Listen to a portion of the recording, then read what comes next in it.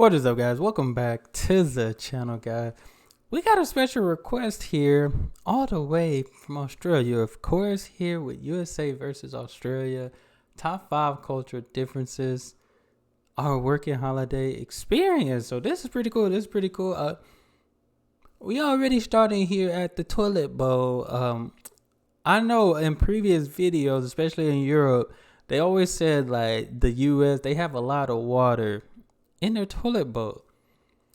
Me personally, ours at home, it don't have that much water. So I think it's like a public restroom thing. A public restroom, they do have a lot of water in the toilet bowl. You know what I'm saying? Which make a difference because, you gotta take that number 2, and that big drop and it come up. You get that little, but and that's due to the fact that it's just a lot of water. But other than that, I guess I just think it's a public. I mean, you might catch some people with a lot of water in their toilet bowls, but I guess I never thought about it until I started watching these videos. So, but we finna check this out, see what it's about. Y'all hit that subscribe button, send down those recommendations. Okay. That Joker flushed the opposite way. Flushes the other way.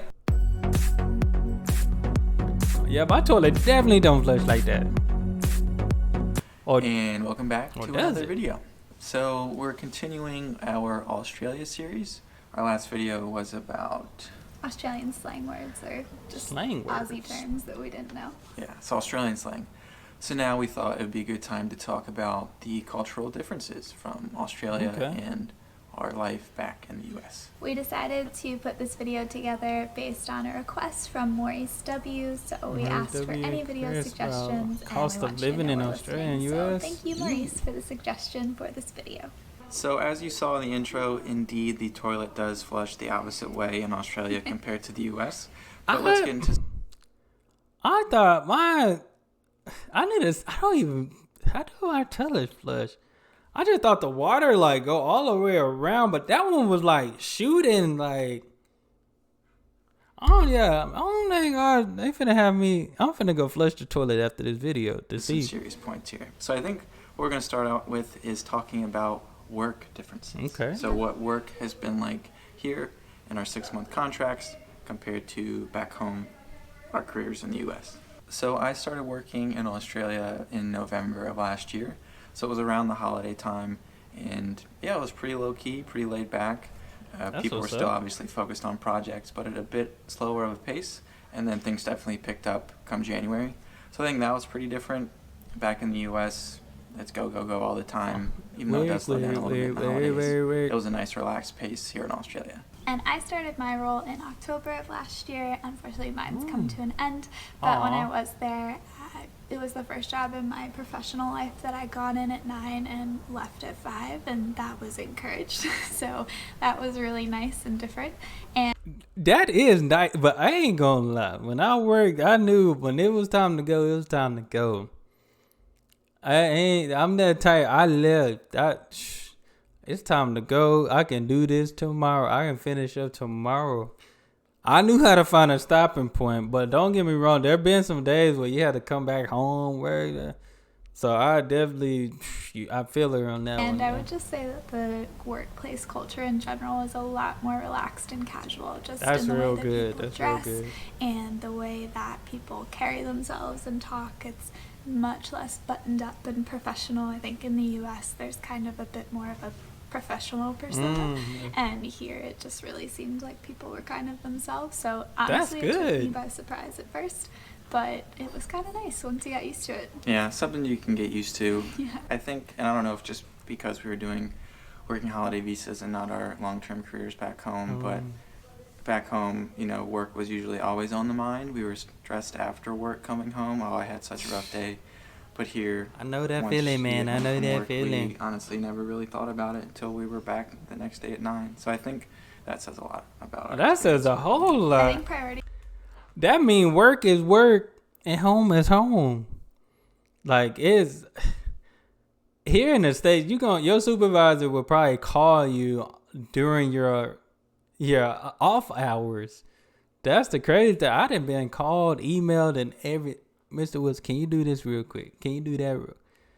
Dang, I definitely feel that because it's like a nonstop thing.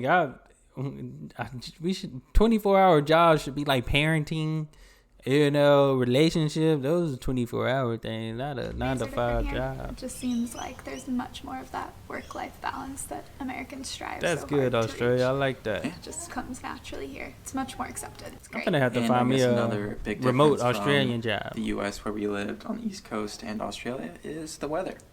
So, Ooh. not too many rainy days. We have not seen snow yet since we've been in Australia. Oh. And it's just been really nice. And we did have... We don't miss it. Not at all. I mean, there were bushfires, so that was this... I don't know. People had never seen it in their whole lives. And, of course, we got here at that time. So that was an outlier. But mostly it's just been not too humid, sunny. Yeah, and I'm loving the weather right now. I would enjoy the weather for sure. Almost May, April. Mm-hmm. Mid-April. It's cool. It's like fall back at home. Yeah. Really enjoy it. The weather's great. So great. Don't miss the cold. Yeah.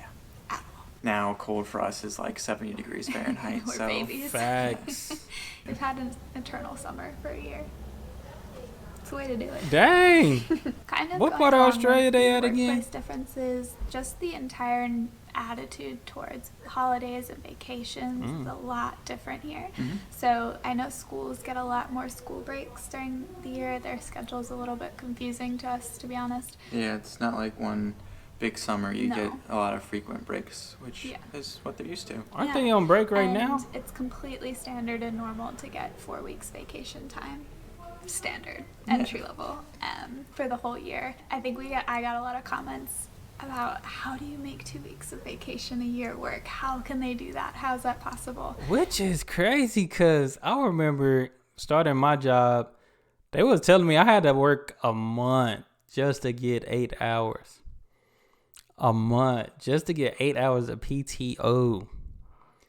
At first, I'm thinking, oh, cool, because like, it was like my first job having PTO. All the other jobs I worked before we didn't have PTO. We didn't have we had 6 days, but it was like 3 for a whole year, mind you. But that PTO, it sounded good. And I started looking back like, wow, so I'm working pretty much Monday through Friday, 8-hour days. So you putting in 40 hours a week. If I'm not mistaken, 4 times 4 is 16. That's 160 hours just to get you 8 hours of freedom. I hope I did that calculation right. Excuse my math. But it's just crazy to me. I thought that was crazy. Like 8 hours for doing a whole month. I wouldn't know what to like that. Of course, that's 1 day off, but it's like, come on. What am I going to do with just 1 day off? Yeah, so it's kind of hard to go back now, I think, after seeing what other people have here. And that doesn't even include Christmas break sometimes. Yeah. So companies shut down for 2 weeks and you still get, so you Wow. can get 6 weeks of vacation a year, feasibly. Not too bad. Also, this isn't an ad to move to Australia, but we're just saying there's some nice differences. I mean, that sounds good because everybody don't get off for Another Christmas. big difference here in Australia are the sports. So when we got here, we sort of created a list of all the different sports we wanted to go watch while we were here. Unfortunately, a lot of the seasons ended up getting suspended, so we couldn't see rugby league or Australian rules football. So those were 2 big ones we wanted to see.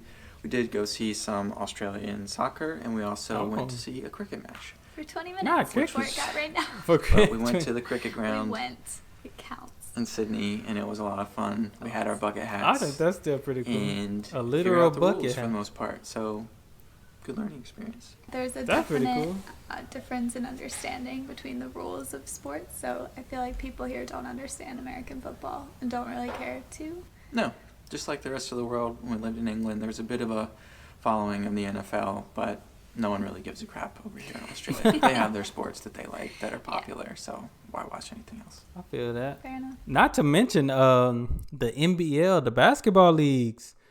That's another way familiar with Australia. LaMelo Ball, his father, they played in the NBL, and I started following them. So that kind of sparked my interest because if y'all did, I know you knew the Australia audience and stuff, but my goal is to get my FIBA license, so hopefully I get to work with the NBL and all that stuff in the near future, because, you know, I do basketball training and stuff. So if y'all know somebody, let them know that they're trying to get in the NBL. Not to play. My body's broken down, but to manage, to help, to coach.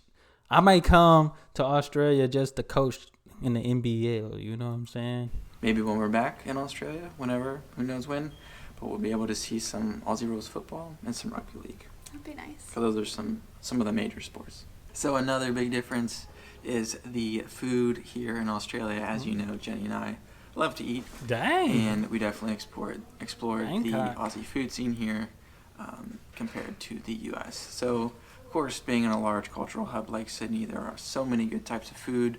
I think the big differences that we found was obviously having our Vegemite toast for breakfast in the morning.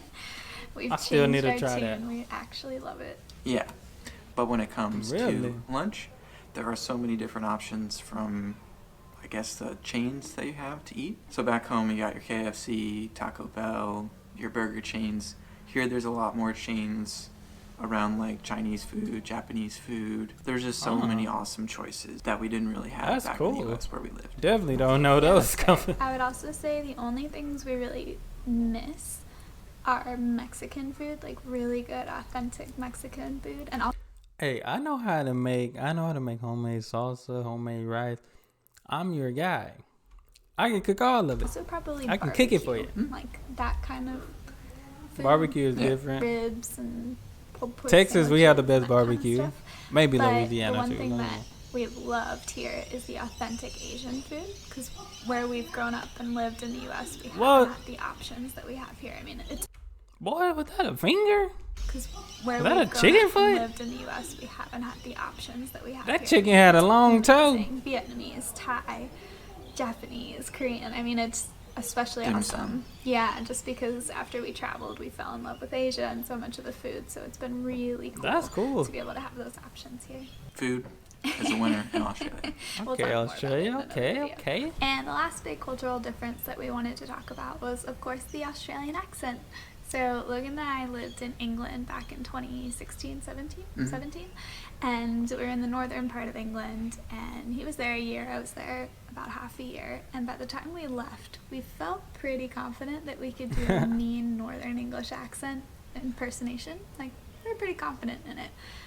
We've been here for about 6 months, and if you haven't checked out our latest video, you can check that out here. But we're Just terrible. an Australian at the slang. Australian Yeah, you It's just so hard. you really have to practice at your Aussie accent. And we obviously stand out. That would be here hard. with our American accents for sure. We sometimes get Mhm. classed if we're from Canada, but yeah, we can't do this accent. I don't think I'll ever. be able to Canada, do it. eh? Someone said our American accent's much more nasally compared to the Aussie accent, which is very, very true. So you'll stand out on a train or a bus. I wonder what my accent your like. local Aussies. I think the only thing I'm kind of can manage to say is like, "How you going?" How you going? How you going? How you How you going, going? How you going, Yeah, mate? no, so How you going, mate? that's all we got. How you doing that? It's difficult. Yeah, but this is what we're doing to keep ourselves entertained. We hope you enjoyed the video here talking about the Okay. cultural differences. It's been really fun living here in Australia. We're sad to have to leave early, but that is the state of the world. Oh man, That is life. Yeah. was this Couldn't during have done COVID before, or but something? We're just trying to make the best of it. So thanks again, Maurice, for the great suggestion. I hope we answered some of your questions. If there's anything else you Okay. want us to talk about, please let us know, and we'd be more than happy to make a video on it. Yeah, just keep an eye out for videos in the future. See you soon. Okay, that was pretty good. I like that. I like that. Two traveling kings. Nice, nice. Nah, but I like this. You know, I always like doing the culture shocks, culture differences videos, because I get to see, you know, from other people's perspectives. And what I like is that everybody's experience and stuff are different. You know, sometimes I see videos, they talk about the same thing, you know, but it's still like the same thing, but they're how they experience type of thing. But this was good.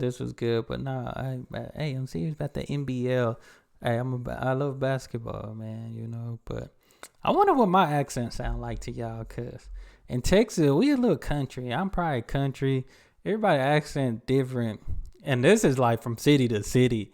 You will tell, and state to state too here in the state, you will know where somebody from just by the way they talk, how they talk, the slang they use, different things like that. So always interesting. But guys, that's all I have. Y'all make sure y'all hit that subscribe button, send down those recommendations, give this video a thumbs up. Y'all be blessed, be the best, and be you.